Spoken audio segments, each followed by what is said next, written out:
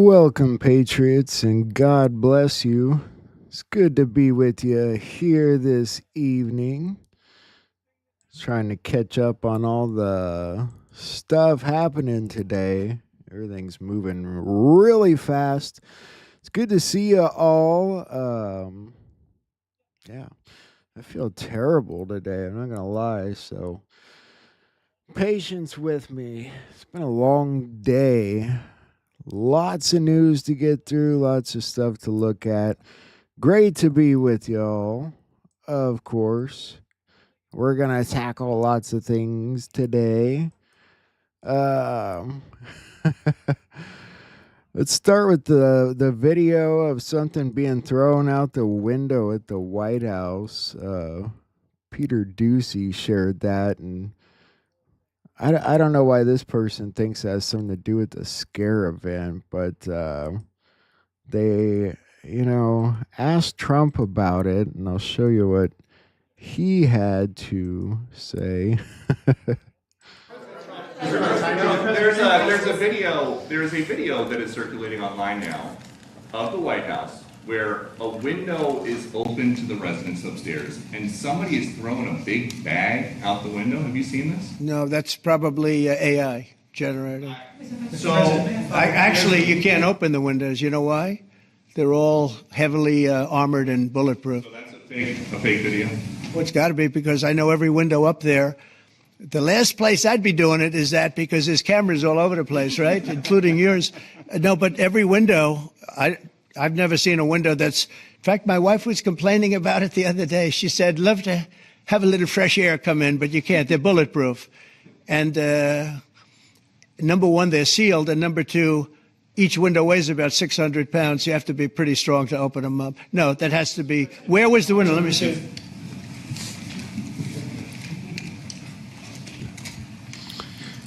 Pretty funny, huh? AI generated. I mean, I don't think people thought that because of how fuzzy the video kind of was, which made it look more real. But yeah, I never would have thought about that. Can't open the windows, huh? Just wanted to jump on that real quick because I knew that was like popping around there for a minute. All right, let's get into all the stuff today. Gold prices hit a record above $3,500 an ounce. Gold prices hit a record high on Tuesday. The metal jumped up to just over $3,508 before scaling back. Investors bought up on growing expectations the US Federal Reserve will cut interest rates this month. Traders are currently pricing in a 90% chance of a 25 basis point Fed rate cut on September 17th. Non-yielding gold often performs well in a low interest rate environment. Bullion has gained close to a third in value so far this year and rallied to a number of record highs. It's seen as a useful hedge against geopolitical and economic problems. Analysts Yeah, you could say that, right? I could use some gold about now. In Sudan, a massive landslide in the western Darfur region has flattened an entire village, killed more than 1,000 people, and as far as I know, only one person in the village lived through it. A catastrophic landslide has claimed the lives of at least about 1,000 people in the Mara Mountains of western Sudan. The landslide struck on the 31st of August following days of torrential rain, completely destroying the village. According to the Sudan Liberation Movement, there is only one known survivor.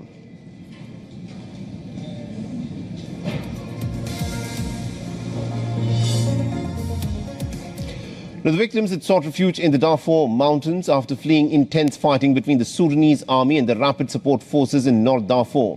The Sudan Liberation Movement, which controls the area, has Lots of disasters lately. And little random post there. We looked at that thing that Trump shared, the Q post made by Spiritual Fighter, and she was talking about how it got shared by Dmitriev, and then he shared it again, and he showed this. Q plus Russia handshaking with America. It makes it look like Russia and America together equal Q plus. I don't know. What do you think about that? It's a little deeper into that we were peeking at yesterday. So this story we covered the other day about the kid that got shot during Ding Dong Ditch prank gone wrong. I wanted to show you what happened there because they did end up catching the guy. That breaking news, an 11-year-old boy dies after being shot while playing a game of Ding Dong Ditch with his friends. It happened last night on Racine Street. That's off Fidelity Street in Southeast Houston.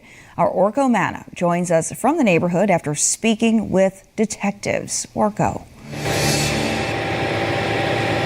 Well, Cheryl, an HPD homicide detective tells me that 11-year-old boy died around 2 o'clock this afternoon after getting shot multiple times. I'm told that the shooting happened near that intersection after a game of Ding Dong Ditch that happened at this home. And I'm also told that police are executing a search warrant right now at this home after finding multiple guns inside. Now, take a look at this video from overnight.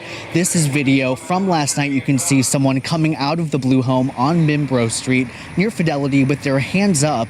A little bit before that, police used a loudspeaker ordering them to surrender. Houston police confirm with me that that person has been detained for questioning.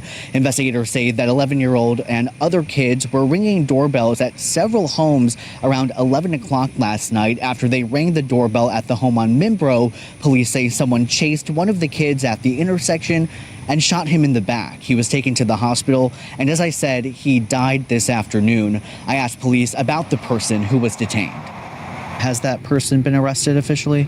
No one's arrested at this time. He has been arrested and charged with murder now. They said these gun stories were going to ramp up with all the gun scare happening.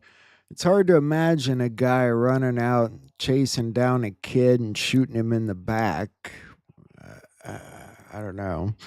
It's something I wanted to point out with that story. It's really weird. Lots of bad things happening like that. These, what am I missing there? Oh, yeah. Anyway, the situation in Chicago, the National Guard's pretty much coming in already, and Pritzker's been running his mouth today. The situation was almost hilarious. I'll show you what was happening here in a second while all this was going on. First, there were people rallying today, of course. Where there is a press conference taking place right now from veterans of National Guards troops. Why? Because if you've been paying attention, President Donald Trump has been signaling that he would like to bring in National Guardsmen like he has in D.C. to Illinois, mainly Chicago. Okay. And so far, the governor of Illinois, the mayor of Chicago, they have pushed back on the notion even after. So you had the veterans rallying today, the supposed veterans of the border or whatever he said there. And then you had the media going off, of course. Good morning. Well, as you know, for the past few weeks, National Guard troops to Chicago has been the topic of discussion. As you mentioned, much mixed reaction. And then, of course, you had Pritzker going off. First, I want to address the president's unhinged remarks a few minutes ago, begging me to call him. No, I will not call the president, asking him to send troops to Chicago. I've made that clear. He probably should, because while he was, giving that rally, like just before his little speech there, this was going on. Hey, Paul, breaking here. Inbound Eisenhower is shut down. All lanes here. Traffic is being forced off at Cicero because of a shooting investigation. Take a look, Skycam 9 above the shutdown, just seeing everyone funneling off at Cicero. The investigation is closer to Independence this morning.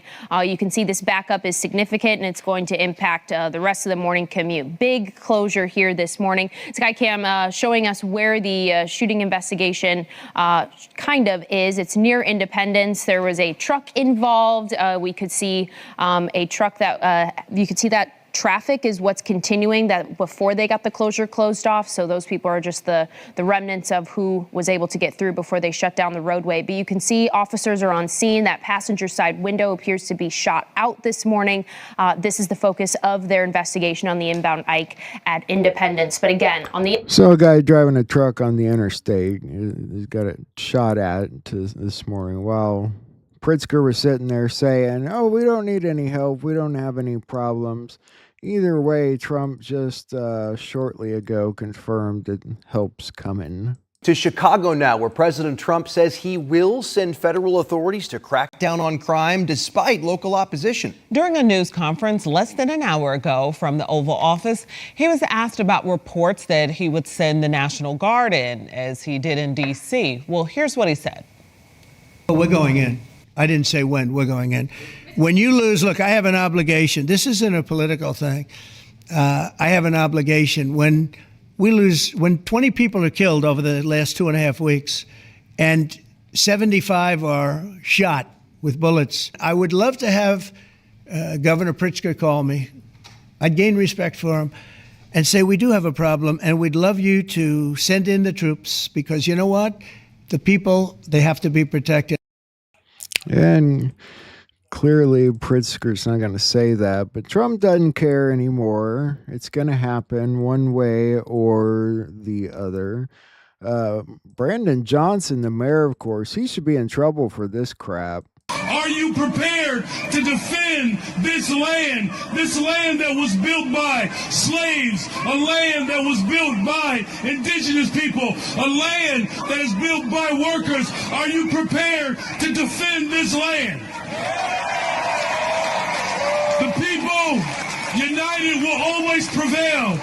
I need you all to stand firm, to stand strong if this president decides to continue. How stupid. That's him calling for rioting right there, basically. They should, I don't know, he should be in trouble for that, for real. It's sad. The judge tried to say today the use of federal troops in L.A. is and was unlawful. Again, Trump doesn't care. It's going to be Chicago and Baltimore next. L.A., not sure. Federal judge says the Trump administration illegally used National Guard troops in California immigration raids. Judge Charles Breyer ruled the deployment violated federal law, but didn't order the troops removed. California argued the troops broke a law barring military enforcement of domestic laws. The Trump administration claimed the troops were protecting federal agents and not enforcing laws, and they were deployed under presidential authority. Neither the Trump administration nor Governor Newsom have commented yet on the ruling. Exactly. Presidential authority, right? Of course, people just don't seem to get that, especially in Portland, where they had anti-ICE riots again with the guillotine. They clash with police in this scene.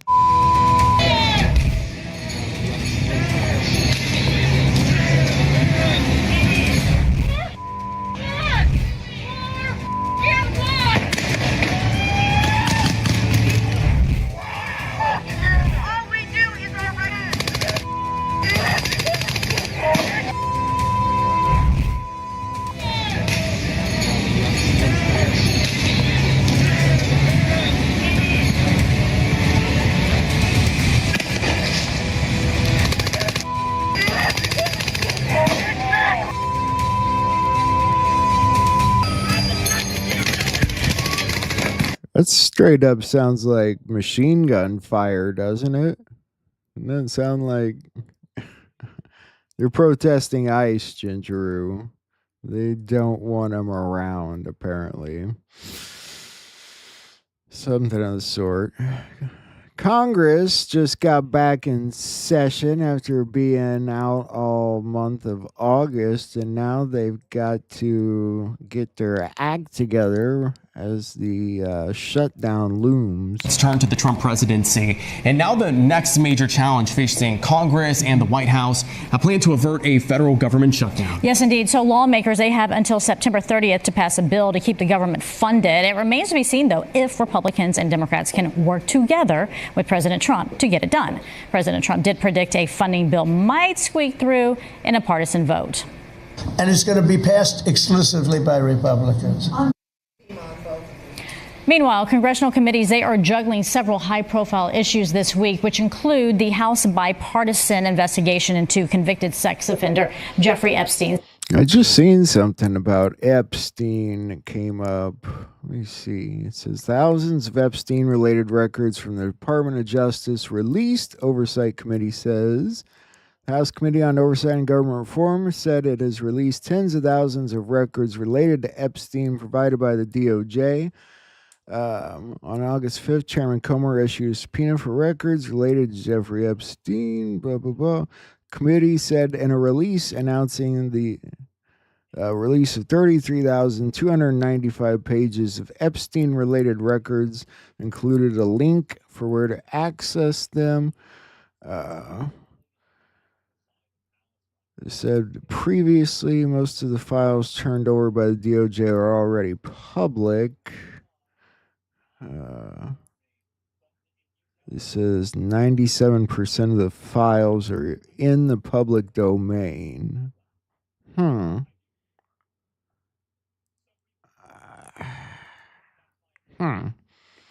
don't know what to make of that story. That's weird. All right. Let's move forward, though. We'll check in on that in a little bit. I want to show you this story of this hit and run incident. This is so freaking terrible and sad. Police in Bucks County are searching for a possible hit and run driver after a boy was hit on his bike and knocked unconscious and left in the street. And we want to warn you, young Xavier's injuries are tough to see, but this 10-year-old is brave, and he says he wants to share his story, and he spoke to our Steve Keeley. I'm just thankful I'm alive and here right now. Not all hit-and-run victims live to tell about it after, especially one day after. But Xavier Thomas is 10 years old and tough as they come. Hit at 12 noon Sunday as he rode his blue bike just around the corner from his home. Somebody came from behind and they basically hit me.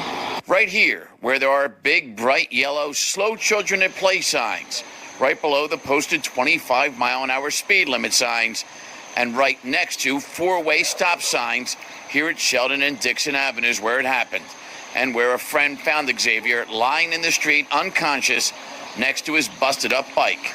The vehicle that hit him took off after, nowhere in sight. No one, police say, ever getting out to check on Xavier or call for help. I was passed out. The ambulance came. My friend David. Everybody supporting me. Everybody except the driver that hit him, his family says. Xavier did not have a helmet on. He thought he was safe here in his neighborhood of all thin streets where everybody usually looks out for each other. His bike, seen here in his favorite picture of it before the crash, now broken in half and part of police evidence. The cops have it. And you ride there all the time? Yeah. And you didn't even hear anybody coming from behind, right? No. And nobody beeped their horn or anything? Nope. Messed up, right? Freaking messed up. And of course, not the only hit and run this weekend. 6-year-old boy is in critical condition. 2 adults were injured after a woman plowed her minivan through the Labor Day festival in Pennsylvania. We'll take a look at that story. Are you ready? We're ready. Go ahead, Captain. All right, good evening. My name is Captain Acapo Martin with the Harrisburg City Police. We are here to talk about a vehicle accident in regards to the Capona Festival. What we know at this time is shortly after the Capona Festival ended, shortly after 6 p.m., there was a vehicle that came through one of the barricaded areas, went around the barricades and the vehicles that were in the street, came through the crowd and struck some victims that were in the crowd on the street. That vehicle was stopped a couple blocks later. and the driver was apprehended and taken out of the vehicle. Several victims are at other hospitals at this time that we know of. We have 3 victims at this point, and the investigation is still ongoing at this time. You said a child was injured, and was it 2 adults? There was a child and an adult female.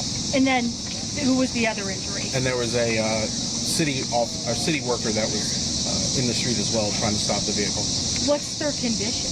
Everyone's condition right now, at this point that I know, is in fair condition.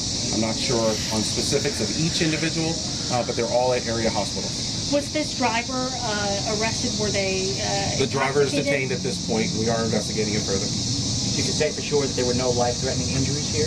At this point, They said she drove around the barricade. I mean, means she did it on purpose. She drove into a child on purpose. It's so messed up. Oh, Kiko's turned into a hurricane, but that's not really a concern for us yet. But there are other concerns that might be heading our way here eventually. Hurricane season's not over yet. We're going to take a quick look. Odds are continuing to increase on maybe seeing our next tropical depression or tropical storm Gabrielle in the Atlantic basin pretty soon. It's going to be a slow process, folks, but chances are increasing. Definitely. Now, it's the area of interest that just moved off of the coast of Africa. That happened over the weekend. And now those odds have been bumped up. Now, this weekend, on Weather Command weekend, we were talking about a low-end chance of development, and now we're in that high category. Odds now up to 70% over the next 7 days. So that just goes to show how dynamic this environment can be and how quickly things can change in regards to the tropics. Now, Britta mentioned this is not going to happen quickly, and notice for the next 2 days that 30% chance is there. So slightly elevated, but still not in that high category. But this storm, a lot of the models are taking a very long time for it to move, not a strong steering current at all. No, and that means that it can meander. And of course, the weaker it stays, the more that motion of meandering is going to be farther down to the south in that formation zone. So here's a look at visible satellite. We are battling some Saharan dust. That's going to slow this process. You need a lot of moisture to build up thunderstorms, which are really the seedlings of these tropical systems. So it doesn't mean that the dust is going to squash the. You guys know we're approaching, I believe, the Hurricane Katrina anniversary, and it's a 20-year anniversary, so it's wild, isn't it? All right, we'll move on for now. We always keep an eye on those. The Kraft Heinz old mega merger is split. Sure, that's interesting. A special thank you to each of our subscribers who make this channel possible. Here's today's story. In a significant shift for the food industry, Kraft Heinz has announced plans to separate into 2 distinct companies, marking a dramatic reversal of its $46 billion merger that created one of the largest food conglomerates in the world nearly a decade ago. This decision comes after years of struggling sales and a complex corporate structure that executives believe has hindered their ability to effectively allocate resources and focus on key growth areas. The first of the 2 new entities will be dedicated to shelf-stable meals and will house... How do they have a loss in sales of Kraft macaroni and cheese and Heinz ketchup? Those are like the 2 things that poor people have lots of, macaroni and ketchup for your hot dogs. I don't know, it's a joke.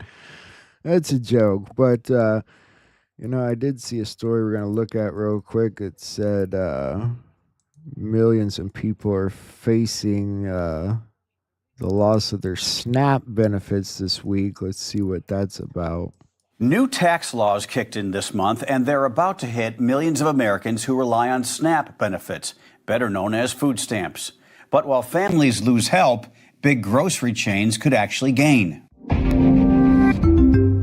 The Congressional Budget Office estimates nearly 2.5 million Americans will lose SNAP benefits over the next decade, with cuts ranging from $72 to $231 a month. SNAP dollars make up about 12% of all. I could have sworn he just said over the next decade. It's labeled over the next week. There's a big difference there. We'll just move on. There was an 8-year-old swimming in the Key Largo area, got bit by a shark over the Labor Day weekend. It's pretty gnarly. This morning, new details after a young boy was bitten by a shark off the coast of Key Largo, Florida. I've seen a significant amount of blood loss. According to the Monroe County Sheriff's Office, the 8-year-old child was reportedly snorkeling when he was bitten by a shark on Monday. The injury is significant. He's been applied 2 tourniquets. The young boy then airlifted to Jackson Memorial Hospital in Miami. The incident comes amid a string of shark sightings from coast to coast. What a beast. That's cool. Over in Maine, a lobsterman capturing this video of a great white.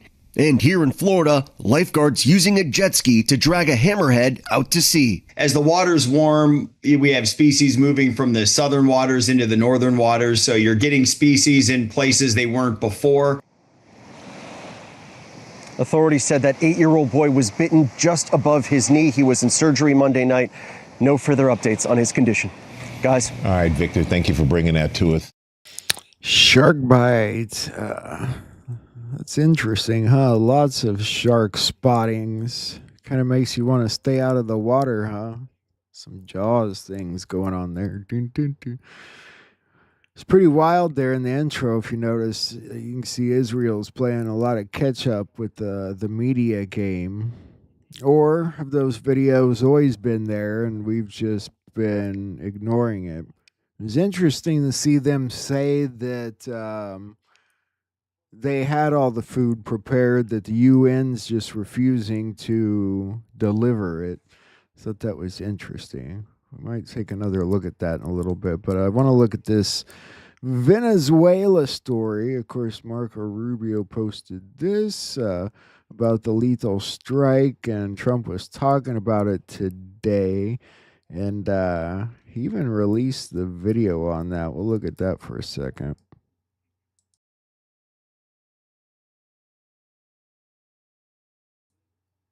I guess there's no audio. A boat full of drugs. That's interesting. Oh.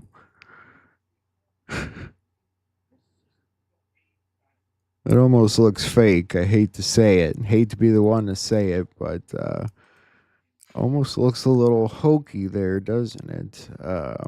Anyway, let's look at what we got going on down there. As the Trump administration looks to crack down on the threat posed by Latin American cartels, the Navy has deployed multiple warships to the region, including 3 guided missile destroyers and 1 guided missile cruiser. Let's take a closer look at what is going in the capabilities that they have. So here's the USS Gravely, the Jason Dunham, and the Samson. Those are the Panama Canal headed to international waters off Venezuela. When you talk about this administration's push for peace through strength, this is what strength looks like. And you talk about capabilities, you can see a missile being fired off here. So the destroyer capabilities is quite impressive. It's one of the strongest we have in the arsenal. They're equipped with Tomahawk and vertical launch ASROC missiles. Those are anti-sub rocket missiles, very significant. They also can carry nuclear-tipped missiles. They're equipped with the Aegis weapon system. That's what makes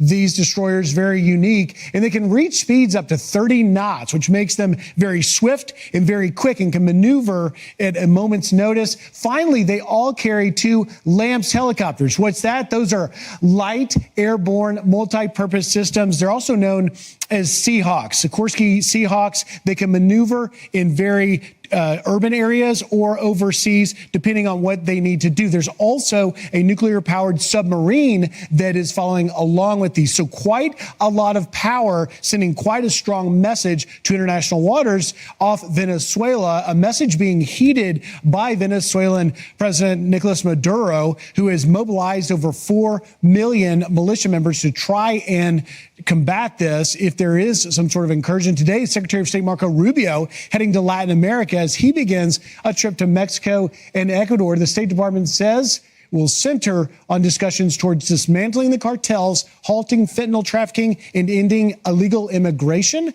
Joining us now to discuss is security specialist and Interesting, huh? I have a hard time believing that Maduro mobilized 4.5 million people. Somehow just don't buy that. Looking at a couple random posts here. In case you haven't noticed, high-ranking officials and leaders in multiple countries are directly telling you Q is real. It's about to go down. People are pointing out the number games still being played in the media with the 55 there next to Kim Jong-un as he arrives in China for the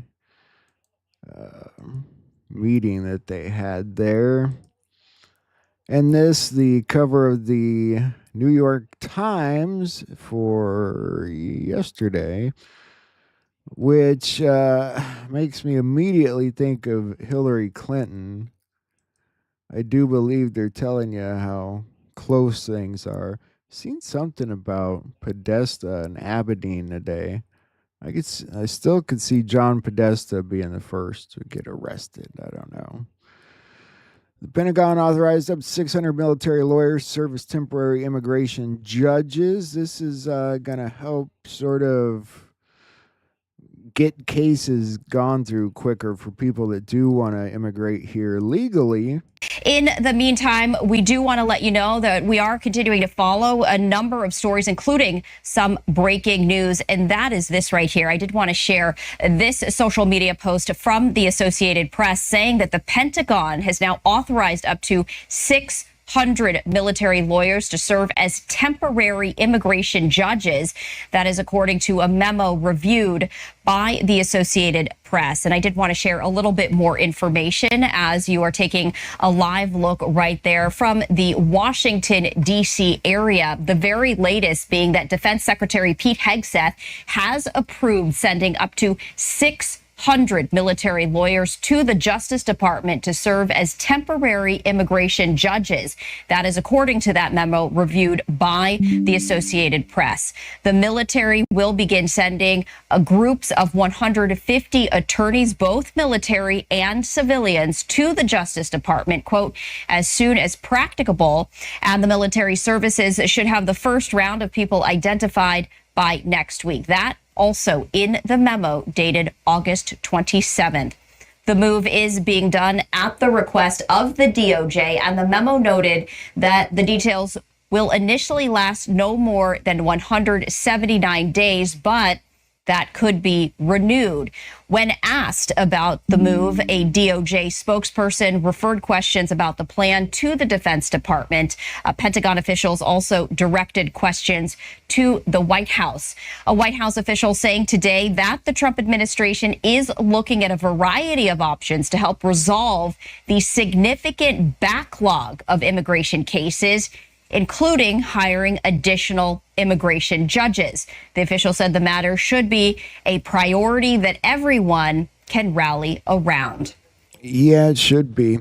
Trump was just announcing that boat they shot down in Venezuela carrying the drugs had 11 people on it, killed 11 people. I didn't see anyone on the boat. It looked like it was just full of drugs to me, but I don't know. Another weird story today. Another chef dies. Richard Branson's chef seemed to drown somehow too or something after crashing a buggy. A special thank you to each of our subscribers who make this channel possible. Here's today's story. A shocking incident has unfolded on Sir Richard Branson's exclusive Necker Island, where a talented executive sous chef tragically lost his life in an electric buggy accident. Sile Somdika, a 37-year-old father of two, was killed late Friday night after he reportedly lost control of the buggy while returning from a farewell party at the island's Great House.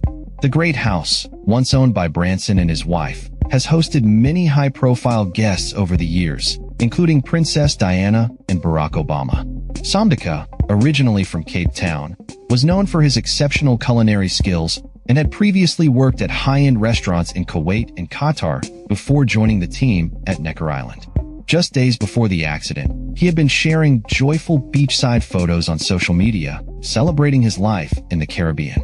According to reports, the accident occurred shortly after midnight as Somdika was navigating a steep hillside on the island. Witnesses say he veered off the road and crashed, suffering a fatal head injury. The island's medical staff attempted CPR and transported him by boat to a hospital, but he was pronounced dead shortly after arrival. The British Virgin Islands authorities have launched an investigation into the incident, with police officers on the scene interviewing witnesses. A spokesperson for the Royal Virgin Islands Police Force confirmed that a second individual involved in the crash sustained non-life-threatening injuries. Branson, who was not on the island at the time, expressed his deep sadness over the loss. So he didn't drown, he had a head injury. They say it was from a crash. Maybe he was talking, I don't know. You never know. Chefs are dying. Wouldn't want to be a chef right now for somebody famous, huh? And it was announced that Larry Sinclair has passed away. And if you don't remember him, he was on Tucker Carlson, not that long back, talking about how Barack Obama was a crack addict and all that stuff. So it was announced on his X account that he passed away on the 27th. So in remembrance of Larry Sinclair. You guys probably remember him. Hasn't been that long ago. And in Texas, Attorney General Ken Paxton has officially begun the legal process of putting prayer back in the classroom and recommending the Lord's Prayer for students. In Texas classrooms, we want the Word of God opened, the Ten Commandments displayed, and prayers lifted up. What do you guys think about that? Pretty awesome, huh? A little bit of Donald Trump trolling about a Simpsons episode and his supposed death that was supposed to take place in August of 2025 from a heart attack. Clearly it's September now, so he's doing a little trolling about the Simpsons episode. And whether Israel's right about the fake media being out to get him or not, this story came up just a little bit ago about children dying on a strike while fetching water. Pools of blood mark where the children were standing when the Israeli drone struck. They had been fetching water at these communal taps. This is Al-Mawasi, a barren strip of land in southwest Gaza, and the site of tens of thousands of tents housing families forced from their homes in the past 22 months. These were children who were getting water, just kids. Look at this. See what they attacked. They attacked children, not fugitives. This is all what they had with them. Nothing else. Are these what they consider to be missiles? They are children, for God's sake. It's about a 6-kilometer drive from here to the only functional healthcare facility nearby, and the medics are rushing to save as many of these children as possible. The emergency room at Nasser Hospital is packed. Doctors start with the most severely injured, checking for signs of life. There's anguish from a father whose son needs help. Help that will come too late.